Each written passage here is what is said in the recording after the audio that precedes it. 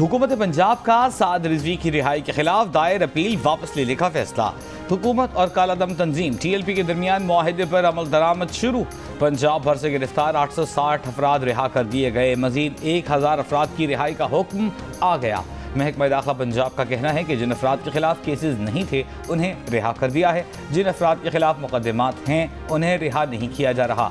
तहरीक इंसाफ के सेनेटर एजाज चौधरी ने कहा है कि तहरीक लब्बैक से हुकूमत का मुआहिदा खुशाइंद है। उम्मीद है कि ये मुआहिदा जल्द पाए तकमील को पहुँचेगा। कालादम TLP से सियासी मामलात पर गुफ्तगू जल्द शुरू करेंगे। साद रिजवी की रिहाई पर वो खुद गुलदस्ता लेकर उनसे मुलाकात के लिए जाएंगे। वज़ीर आज़म इमरान खान ने कालादम तंजीम के मामले पर काबीना अरकान को बात करने से मना कर दिया। काबीना इजलास में बताया कि हसास मामला है, स्टीयरिंग कमेटी ही ये मामला देखेगी। मामलात खुशअस्लूबी से हल हो रहे हैं। इमरान खान ने कालादम जमात के मुतालिक मुशावरत के लिए कानूनी टीम का इजलास भी तलब कर लिया। कानूनी टीम इमरान खान को कानूनी निकात से आगाह करेगी। वज़ीर आज़म ने काबीना इजलास में वज़ीरों को यकसुबा होने की हिदायत की और कहा कि वफाकी वज़ीर फवाद चौधरी और आज़म स्वाति की इलेक्शन कमीशन पेशी के मौके पर उनके हमरा जाएं।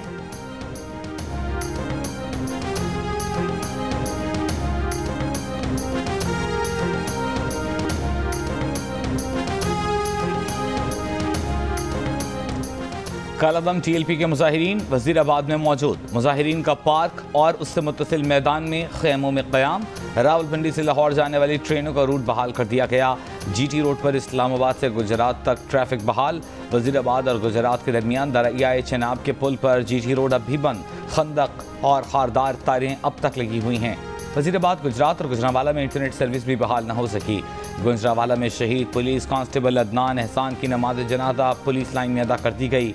कमिश्नर, डिप्टी कमिश्नर, CPO ने भी शिरकत की।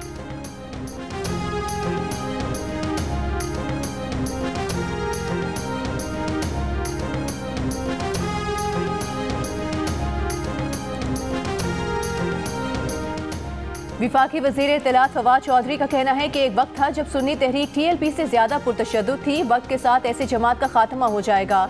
इंतहा पसंद जमातें सियासत में बेहतर किरदार अदा करने के बजाय इंतशार फैलाती हैं। सियासत में शिरकत महदूद होती है। मीडिया के किरदार की तारीफ करते हुए बोले, हालिया बहरान में पाकिस्तान के मेन स्ट्रीम मीडिया ने जिम्मेदारी और एहतियात का मुजाहरा किया। अगर मीडिया ऐसे बहरानों में जिम्मेदारी का मुजाहरा न करे तो हुकूमतों की मुश्किलात बढ़ सकती हैं।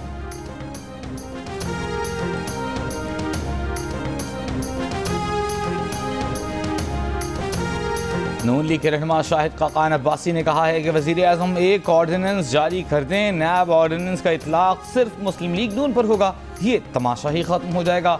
हुकूमत को कानून बनाना ही नहीं आता। नैब ऑर्डिनेंस का इतलाक हुकूमत की चोरी पर नहीं होता।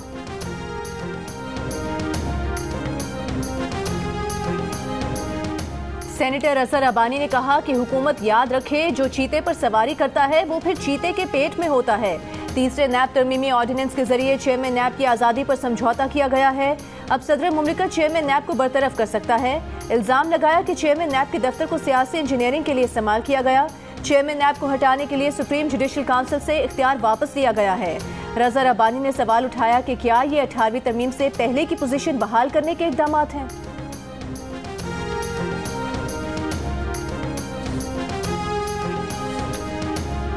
वज़ीर आज़म और इत्तेहादियों का इजलास। पीर को पार्लियामेंट का मुश्तरका इजलास बुलाने का फैसला। मुश्तरका इजलास में इंतखाबी इस्लाहात और इलेक्ट्रॉनिक वोटिंग मशीन के इस्तेमाल का बिल मंजूर करवाया जाएगा।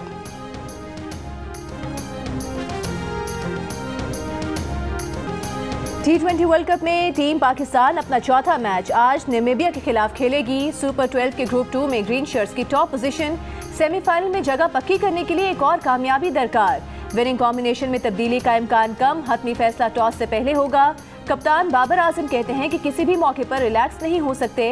हरीफ को जरा सा भी मार्जिन मिला तो मैच ले जा सकते हैं। तसलसल के साथ अच्छी क्रिकेट खेलना होगी।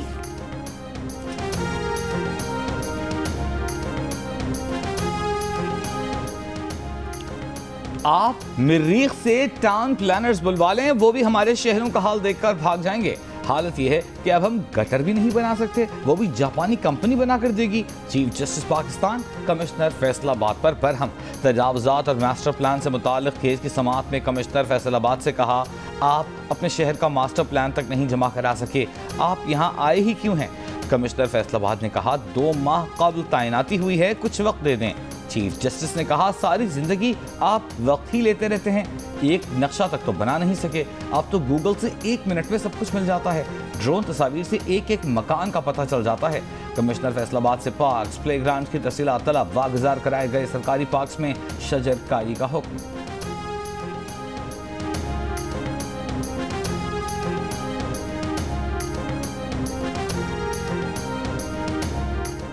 शादी से पहले लड़का कोई और दिखाया, शादी पर दुल्हा बनकर कोई और आया। सरगोधा में बारात का दुल्हा कोई और निकला, दुल्हन वालों ने वापस भिजवा दिया। दुल्हन के वालिदैन का मौकिफ है कि बारात के साथ आने वाला शख्स ज्यादा उम्र का था, उन्होंने कर्जा लेकर बारात को खाना खिलाया और उनके साथ धोखा हो गया। धोखा करने वालों के खिलाफ मुकदमा दर्ज करने की दरखास्त दे दी गई। ये भी कहा कि बारात वापस जाने के बाद हमें धमकियां भी दी जा रही हैं। पुलिस के मुताबिक दरखास्त मौसूल हो गई है, तफ्तीश जारी है।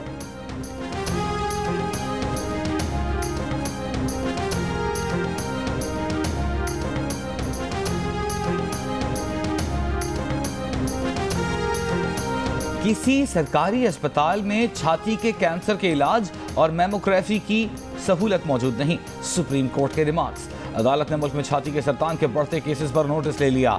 वफाकी और सूबाई हुकूमतों को तमाम अस्पतालों में छाती के कैंसर के इलाज और टेस्ट की सहूलत फराहम करने का हुक्म। अदालत ने रिमार्क्स दिए कि खवातीन की अक्सरियत निजी अस्पतालों से महंगा इलाज कराने की सकत नहीं रखती। सरकारी अस्पतालों में इलाज के लिए खवातीन के पर्दे का इंतजाम भी यकीनी बनाने की हिदायत।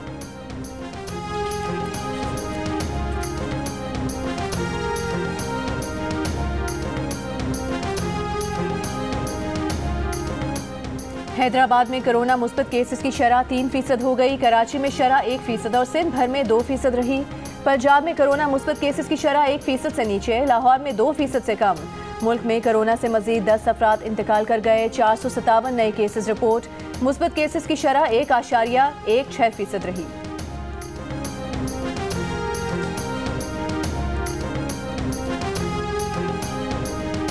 लाहौर के चिल्ड्रन अस्पताल में डेंगू से मुतासर 8 माह का बच्चा जाँ बहक हो गया। अस्पताल इंतजामिया का कहना है कि बच्चे को गुज़िश्ता रोज़ अस्पताल लाया गया। पंजाब में डेंगू से मजीद 3 अफराद इंतकाल कर गए। 24 घंटों के दौरान सूबे में डेंगू के मजीद 494 नए केसेस सामने आए। इस्लामाबाद में डेंगू से 94 अफराद मुतासर। नेप्रा में बिजली की कीमतें बढ़ाने से मुतालिक हुकूमती दरखास्त की समाअत। चेयरमैन नेप्रा ने कहा कि हुकूमत पहले सब्सिडी माहाना 300 यूनिट इस्तेमाल तक दे रही थी। 200 यूनिट के सारिफीन तक ये रियायत महदूद करने से 300 यूनिट वालों पर बोझ बढ़ेगा।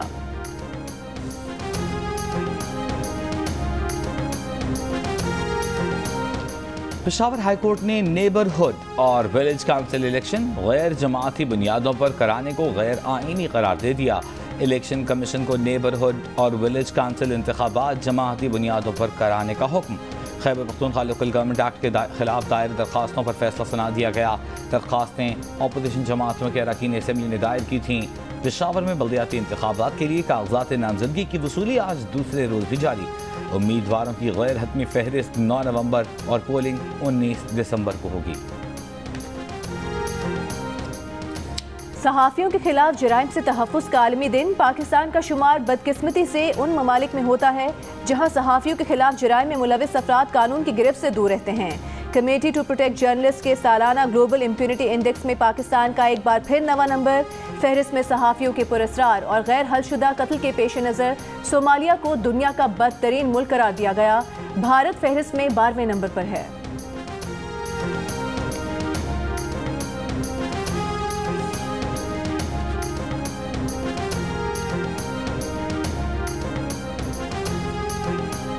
पाकिस्तान प्रेस फाउंडेशन के मुताबिक रवां साल जनवरी से अक्टूबर के दौरान पाकिस्तान में 2 सहाफ़ी कत्ल किए गए।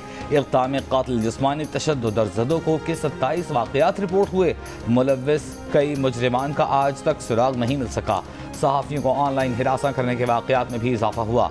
ख़वातीन सहाफ़ियों को ज़्यादा निशाना बनाया गया। पाकिस्तान प्रेस फाउंडेशन का सहाफ़ियों के खिलाफ जराइम में मुलव्विस अफराद को कानून की गिरफ्त में न लाने पर तशवीश का इजहार।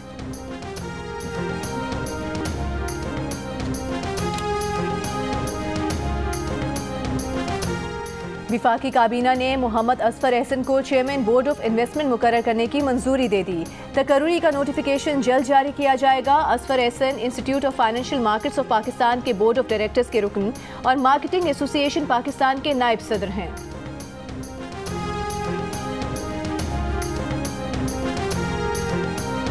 स्टेट बैंक ऑफ पाकिस्तान ने वजाहत दी है कि 9 बैंकों पर साइबर हमले, रकम निकलवाने और डेटा चोरी किए जाने की खबरें दुरुस्त नहीं। 9 बैंकों पर साइबर हमलों से मुताल्लिक़ खबरें जाली हैं। पाकिस्तान का बैंकिंग सिस्टम महफूज है। नेशनल बैंक के अलावा किसी दूसरे बैंक पर साइबर हमले की कोई इत्तला नहीं। सूरत हाल की निगरानी कर रहे हैं। और मुमताज़ शायर और फिल्मी नगमा निगार तनवीर नकवी परिस्तारों के दिलों में जिंदा। तनवीर नकवी ने फिल्म इंडस्ट्री के लिए बेमिसाल गाने लिखे। गाने आज भी यादगार।